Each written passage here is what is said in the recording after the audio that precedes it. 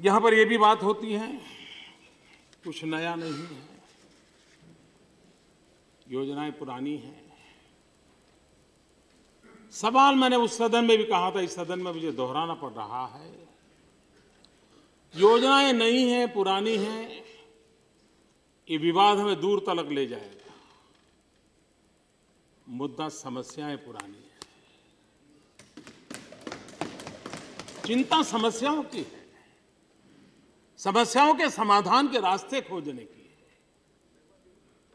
और हम इस बात के विचार वाले नहीं हैं कि हम यहां बैठे हैं इसलिए ईश्वर ने सारा ज्ञान हमको दिया है। ये सोच हमारी नहीं है। हम में भी 50 कमियां हैं, लेकिन हम मिल बैठ करके कमियां को पूरी कर सकते हैं। और लोकतंत्र की यही तो ताकत है।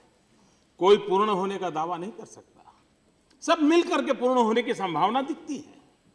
और फिर भी शायद ईश्वर की इच्छा नहीं होगी तो कुछ कम भी रह जा सकता है। और इसलिए ये सोच हमारी नहीं है। इस सदन ने कभी ये नहीं सुना होगा, और मैं शायद सच निकलूंगा, इस सदन ने कभी ये नहीं सुना होगा कि ट्रेजरी बेंच पर बैठ करके जो आज वहां बैठे हैं उन्होंने कभी ये कहा हो कि इस देश को आगे बढ़ाने में किसी औरों का भी योगदान था। जो आजादी के आंदोलन की क्रेडिट किसी को देने को तैयार नहीं है, वो विकास की यात्रा में औरों के भागीदारी को कैसे स्वीकार करेंगे?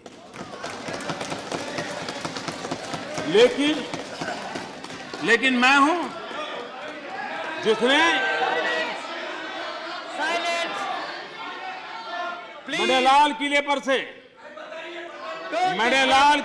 कहा था, मैंने लाल किले पर से कहा था ये देश आगे ले जाने में अब तक की सभी सरकारों का योगदान है, अब तक के सभी प्रधानमंत्रियों का योगदान है, सभी राज्य सरकारों का योगदान है।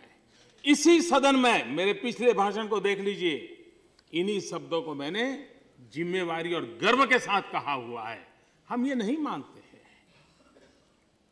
और हम तो ये भी सोच नहीं रखते हैं कि देश का जन्म 1947 15 अगस्त को हुआ था। ये हमारी सोच नहीं है। ये देश सदियों से, सहस्त्र वर्षों से बना हुआ है। ऋषियों ने, मुनियों ने, आचार्यों ने, भगवंतों ने, शिक्षकों ने, मजदूरों ने, किसानों ने, खेत और खलिहान में पसीना बहाने वाले लोगों ने यह देश बनाया है। सरकारों ने देश नहीं बनाया। हम तो आते हैं, व्यवस्थाओं को चलाते हैं, फिर चले जाते हैं। और इसलिए कृपा करके हम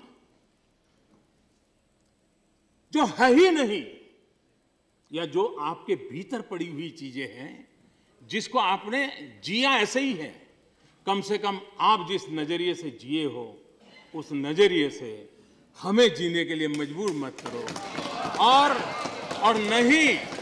और नहीं आप हमें उस प्रकार के आभूषणों से नवाजित करने की कोशिश करें। आपने कहा योजनाओं का,